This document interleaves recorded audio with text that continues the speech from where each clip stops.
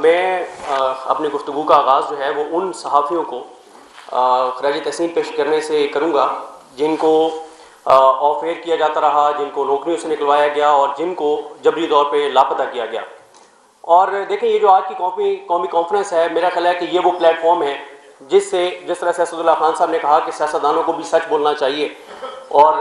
صحافیوں کو بھی سچ بولنا چاہیے، ہمارے جیسے جو رپورٹر ہیں ان کو بھی سچ بولنا چاہیے، اور میرا خیال ہے یہ وہ پلیٹ فارم ہے جہاں سے ہم سب کو اپنے اپنے حصے کا کم از کم جو ہم نے غلطیاں کی ہیں ان کا اعتراف بھی کرنا چاہیے اور معافی بھی مانگنی چاہیے۔ جیسے اسد اللہ خان صاحب نے کہا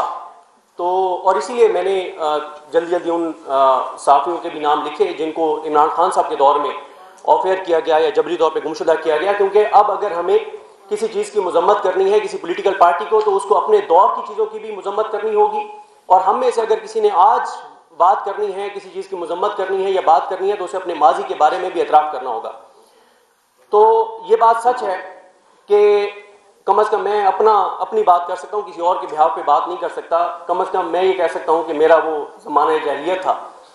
کہ جب ہم بلوچستان کی جبری گمشدگیوں کو بھی جسٹیفائی کیا کرتے تھے، جب ہم یہ کہا کرتے تھے کہ بلوچستان سے اگر کوئی جبری طور پہ گمشدہ ہوا ہے تو آخر اس نے کچھ تو ایسا کیا ہوگا کہ اس کو اٹھایا گیا ہے، ہمیں کیوں نہیں اٹھایا جاتا؟ تو اب جب پچھلے 2-3 سال میں جو کچھ پنجاب کے اندر، اسلام آباد کے اندر ہوا ہے، تو اب ہمیں اس بات کا احساس ہوا، ادراک ہوا اور افسوس ہوتا ہے، شرمندگی ہوتی ہے کہ ماضی میں کس طرح سے ہم جبری گمشدگیوں کو جو ہے وہ جسٹیفائی کرتے رہے ہیں۔ شروع کے سپیکرز میں سے جب میں ابھی یہاں نہیں پہنچا تھا تو میں یوٹیوب پہ لائیو دیکھ رہا تھا اس کانفرنس کو، تو ایک سپیکر نے یہاں پر انہوں نے ایک کریٹیسائز کیا عمران ریاض خان صاحب کو، نام لیے بغیر، شروع کے سپیکرز میں سے۔ تو میں ان کو جواب تو نہیں دوں گا کیونکہ یہاں پہ آج یہ جو کانفرنس ہے یہ قومی کانفرنس ہے اور یہ پرسنل سکور سیٹل کرنے کی کانفرنس نہیں ہے، لیکن یہ بھی ہم نے دیکھا کہ عمران ریاض خان صاحب نے فیملی کے ساتھ گئے، جب مہرنگ بلوچ کا یہاں پر دھرنا چل رہا تھا تو انہوں نے فیملی کے ساتھ گئے اور مہرنگ بلوچ سے معافی مانگی کہ ہم ماضی میں جبری گمشدگیوں کو جسٹیفائی کرتے رہے ہیں، اور ہم جو بات میں نے کہا کہ ہم کہتے تھے کہ آخر انہوں نے کچھ تو ایسا کیا ہوگا کہ جس وجہ سے ان کو اٹھایا گیا ہے۔ باقی جو فیک نیوز کی بات ہے، بلکہ میں پہلے جلدی ان کے نام لے دیتا ہوں جن کو آف ایئر کیا گیا، سوری اگر کسی کا نام میں مس کر رہا ہوں، جس طرح سے عمران خان صاحب کے دور میں۔ اور دیکھیں میں آپ کو ایک چیز بتاؤں، جب ہم ہر چیز اسٹیبلشمنٹ پہ ڈال دیتے ہیں نا کہ اسٹیبلشمنٹ یہ کر رہی ہے، تو میں اطہر من اللہ صاحب کی بات یاد کر رہا تھا، اور اطہر من اللہ صاحب کے خلاف بھی ہم نے بڑی کمپینیں کی، اور پھر 5-6 بار ان سے جب ملاقات ہوئی، مصطفیٰ نواز کھوکھر صاحب جب ان سے ملاقات ہوئی اطہر من اللہ صاحب سے، تو 5-6 بار ان سے معافی بھی مانگی کہ ہم نے آپ کے خلاف بڑی کمپینیں کی۔ تو میں نے ایک بار انہیں کہا، تو انہوں نے کہا میں تنقید کو جو ہے وہ کبھی مائنڈ نہیں کرتا۔ میں نے کہا تنقید اگر جائز ہوتی تو کوئی مسئلہ نہیں تھا، ہم نے تو ناجائز بھی آپ کے خلاف کمپینز کی۔ تو وہ ان کا بڑا دل ہے، بڑے جج ہیں۔ تو اطہر من اللہ صاحب ایک بات کہتے ہوتے تھے کہ ذمہ دار الٹیمیٹلی جو ہے وہ حکومت وقت ہوتی ہے، پولیٹیشنز ہوتے ہیں جن کے پاس اقتدار ہوتا ہے۔ یہ بڑا آسان ہے کہ تحریک انصاف بھی آج یہ کہہ دیتی ہے کہ اس وقت ہمارے پاس اختیار نہیں تھا، اور جو کر رہی تھی اس وقت اسٹیبلشمنٹ کر رہی تھی، اور اس وقت کیونکہ اسٹیبلشمنٹ کے جو بڑے تھے وہ اب ریٹائر ہو گئے ہیں تو معاملہ ختم ہو گیا، ہمارا تو کوئی قصور نہیں ہے۔ آج مسلم لیگ نون یہ کہتی ہے، اور آف کیمرہ جب آپ ان سے ملتے ہیں، جب وہ آف دا ریکارڈ بات کرتے ہیں، جب وہ بند کمرے میں بیٹھے ہوتے ہیں، تو وہ کہتے ہیں ہم تو کچھ نہیں کر رہے، جو کر رہے ہیں وہ انٹیلیجنس ایجنسیز کر رہی ہیں یا اسٹیبلشمنٹ کر رہی ہے۔ تو میرا خیال ہے کہ یہ بھی ایک غلط چیز ہے کہ ہم لوگ بھی اس چیز پہ بات کرتے رہتے ہیں کہ اسٹیبلشمنٹ یہ سارا کچھ کر رہی ہے۔ اسٹیبلشمنٹ کس کے ذریعے یہ سارا کچھ کر رہی ہے؟ حکومتوں کے ذریعے کرتی ہے نا، ان سیاسی جماعتوں کے ذریعے کرتی ہے۔ جب ہم ان سیاسی جماعتوں کو بھی ساتھ رکھیں گے تو ان سیاسی جماعتوں کو اس کی سیاسی قیمت ادا کرنی پڑے گی، ورنہ تو بڑا آسان ہے، کل کو نون لیگ کہے گی، جب کوئی صاحب ریٹائر ہو جائیں گے وہ کہیں گے جی فلاں سارا کچھ کر رہا تھا، ہمارا تو کوئی قصور نہیں ہے۔ تو کوئی بھی پولیٹیکل پارٹی، تحریک انصاف کو بھی اپنے دور کا اعتراف بھی کرنا چاہیے، معافی بھی مانگنی چاہیے کہ ہاں ہم اقتدار میں تھے، ہم بے اختیار تھے، لیکن ہمیں بے اختیار نہیں ہونا چاہیے تھا۔ اور آج کی بھی جو حکومت ہے وہ اتنی ہی ذمہ دار ہے جتنی اسٹیبلشمنٹ ذمہ دار ہے۔ جو کچھ کر رہی ہے کس کے ذریعے کر رہی ہے؟ اسٹیبلشمنٹ نے جو کچھ کیا وہ قاضی فائز عیسیٰ کے ذریعے کیا، وہ شہباز شریف کے ذریعے کیا، وہ محسن نقوی کے ذریعے کیا، وہ پیپلز پارٹی کے ذریعے کیا، وہ زرداری کے ذریعے کیا، آج بھی ان سب کے ذریعے ہو رہا ہے، آج بھی جوڈیشری کے اندر لوگ بیٹھے ہیں جن کے ذریعے ہو رہا ہے۔ تو لہٰذا ان کے بھی یہ بھی اتنے ہی ذمہ دار ہیں جتنی کہ ذمہ دار اسٹیبلشمنٹ ہے۔ تو عمران خان صاحب کے دور میں حامد میر صاحب کو آف ایئر کیا گیا، نصرت جاوید صاحب کو آف ایئر کیا گیا، احمد اللہ جان صاحب کو آف ایئر کیا گیا، اور اب میں یہ جو بات کر رہا ہوں ابھی جو پچھلے 2-3 سال میں ہم نے دیکھا، سب سے بڑا تو سانحہ ہوا جب ارشد شریف صاحب کو شہید کیا گیا، اور یہ ایک میسج تھا کہ اگر آپ پاکستان میں یہ سمجھتے ہیں کہ پاکستان آپ کے لیے محفوظ نہیں ہے اور آپ دنیا میں کہیں بھی جا کے اور آپ بات کر سکتے ہیں، تو آپ پہ پاکستان نہیں دنیا کی زمین بھی اب تنگ ہے۔ آپ دنیا میں کہیں بھی جا کر بات کریں گے تو آپ کو بات نہیں کرنے دی جائے گی، اور رشید شریف صاحب شہید ہوئے۔ عمران ریاض خان صاحب جبری طور پہ گمشدہ رہے، ابھی جس طرح سے وہ پاکستان سے باہر گئے وہ پتہ ہی ہے سب کو، اور جو کچھ ان کے ساتھ کیا گیا، پہلے گرفتار ہوئے پھر جبری طور پہ گمشدہ ہوئے اور بہت زیادہ ان کو تشدد کا نشانہ بنایا گیا۔ سمیر رحیم صاحب اور یہ مقبول جان صاحب، متی اللہ جان صاحب اور اسد طور صاحب ہیں جو عمران خان کے دور میں بھی اٹھائے گئے اور وہ ابھی پی ڈی ایم اور پی ایم ایل این کے دور میں بھی اٹھائے گئے۔ اس کے بعد متی اللہ جان صاحب کے ساتھ ثاقب بشیر صاحب تھے، ان کو اٹھایا گیا کیونکہ وہ 26 نومبر کو جو گولی چلی، جو نہتے لوگوں کو سنائپرز کے ذریعے گولیاں مار کے بے دردی کے ساتھ شہید کیا گیا، تو ان کی جو ڈیڈ باڈیز لے جائی گئی تھیں ہاسپٹلز میں، تو وہ وہاں پہ جا کے اس کی سٹوری کے اوپر کام کر رہے تھے، تو اس لیے متی اللہ جان صاحب اور ثاقب بشیر صاحب کو اٹھایا گیا۔ آفتاب اقبال صاحب کو اٹھایا گیا تھا، ایاز امیر صاحب پہ تشدد کیا گیا، جمیل فاروقی کو لاپتہ کیا گیا، ابھی زعیم لغاری نوجوان ہیں، جرنلسٹ ہیں، ان کو لاپتہ کیا گیا، شاکر عوان کو جبری طور پہ گمشدہ رکھا گیا، اسد طور صاحب کو میں ذکر کر چکا ہوں، شاہد اسلم صاحب جو ہیں ان کو عمران خان کے دور میں جو ہے وہ گرفتار کیا گیا اور اب وہ بھی ملک سے باہر ہیں۔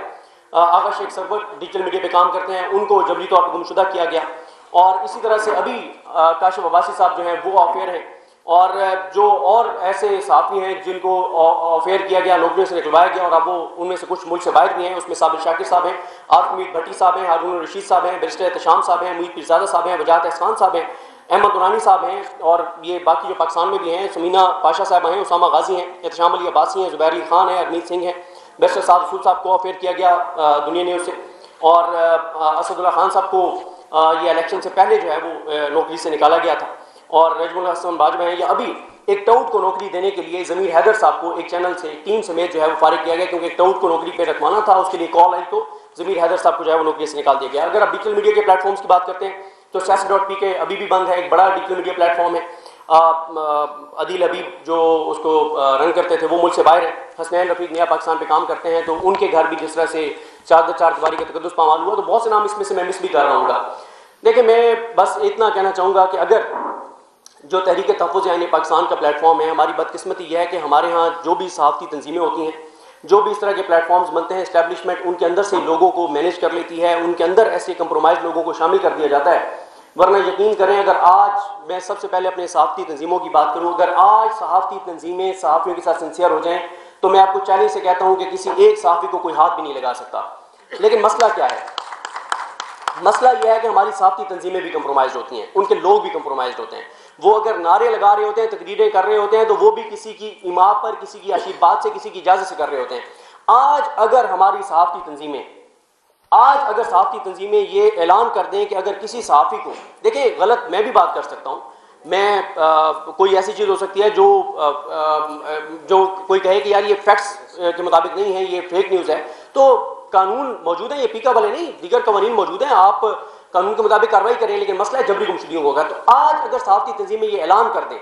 کہ آج کے لمحے، اس لمحے کے بعد اگر کسی کو جبری طور پہ گمشدہ کیا گیا یا غیر قانونی طور پہ حراست میں لیا گیا تو ہم ڈی چوک پہ دھرنا دیں گے، ہم سڑکوں پر آئیں گے، تو ایک بھی صحافی کو کوئی ہاتھ نہیں لگائے گا۔ اور اسی طرح سے تحریک تحفظ یعنی پاکستان ہے، میں یہ سمجھتا ہوں کہ اگر آپ اس وقت پاکستان کے حالات دیکھیں،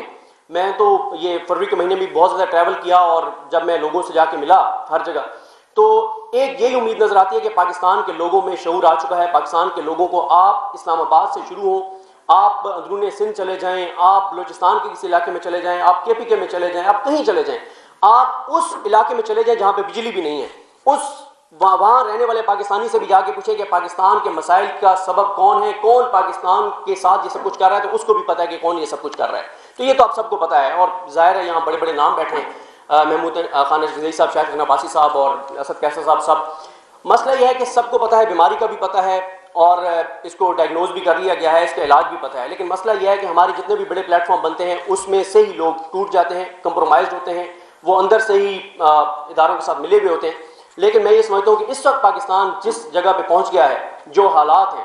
کہ آپ تین ہی راستے ہوتے ہیں نا، ایک یہ ہوتا ہے کہ آپ ووٹ کے ذریعے میں کہا جاتا تھا کہ یہ جو دہشت گرد ہیں، یہ جو بندوق اٹھاتے ہیں، یہ غلط کرتے ہیں، یہ سیاست میں آئے، اپنا ایجنڈا بتائیں، ووٹ لیں اور آگے حکومت بنائیں، اور اپنے جو وہ سمجھتے ہیں کہ ہم نے اس طرح سے ملک کو چلائیں، تو آپ نے 8 فروری کو بتا دیا کہ آپ ووٹ کے ذریعے بھی آپ اس ملک میں تبدیلی نہیں لا سکتے جو آپ کو آئین نے اختیار دیا ہے۔ پھر دوسرا یہ ہوتا ہے کہ آپ کہتے ہیں کہ اچھا میرا مینڈیٹ چوری ہوا ہے، یا میرے ساتھ زیادتی ہوئی ہے، میرے ساتھ ناانصافی ہوئی ہے، میں عدالتوں میں جاؤں گا، تو وہ بھی آپ نے جسٹس یحییٰ خان کو لگا کر، اور جس طرح سے 40-45 جج آپ نے بھرتی کیے ہیں، اور میں تو مسلسل یہ حوالہ دے رہا ہوں کہ ہمارے دوست ہیں اسد ملک ڈان سے، انہوں نے اپنے ولاگ میں انکشاف کیا کہ جو سندھ ہائی کورٹ میں جج لگے ہیں ان میں سے ججز سے، ان وکیلوں سے جن کو جج لگایا گیا ہے، ان سے کروڑوں روپے پارٹی فنڈ کے نام پہ رشوت لی گئی ہے، اور انہیں کہا گیا، گور صاحب انہیں کہا گیا کہ آپ یہ پیسے جو ہمیں دے رہے ہیں یہ تو 5-6 مہینے میں آپ پورے کر لیں گے، آگے تو آپ کی بچت ہی بچت ہے۔ جہاں پہ یہ حالات ہوں تو وہاں پہ عدلیہ کا راستہ بھی، دروازہ بھی آپ کے لیے بند ہو گیا۔ تیسرا ہوتا ہے کہ آپ سڑکوں پر آتے ہیں، وہ بھی 26 نومبر کو گولیاں مار کے بتا دیا گیا کہ اب ہم نے فتح حاصل کر لی ہے کہ 79 لوگوں کو ہم نے گولیاں ماری ہیں، کا کوئی نہیں نکلے گا۔ تو میں یہ سمجھتا ہوں کہ اس وقت تحریک تحفظ یعنی پاکستان جو ہے، یہ پلیٹ فارم پاکستان کی بقا کے لیے، سالمیت کے لیے، پاکستان کے فیوچر کے لیے ایک بہت زبردست پلیٹ فارم ہے، جس میں صحافی بھی اس میں آ سکتے ہیں، ڈیجیٹل میڈیا والے بھی آ سکتے ہیں، سب آ سکتے ہیں۔ لیکن مسئلہ یہ ہے کہ اگر تحریک تحفظ یعنی پاکستان کے لوگ اس ملک کے ساتھ مخلص ہوں، اگر وہ کمپرومائز نہ ہوں، اگر صرف یہ تحریک تحفظ یعنی پاکستان میں، تحریک تحفظ یعنی پاکستان کے بہت سی شخصیات سے بات ہوتی ہے تو وہ کئی شخصیات مختلف لوگوں پہ، وہ فلاں یہ دیکھیں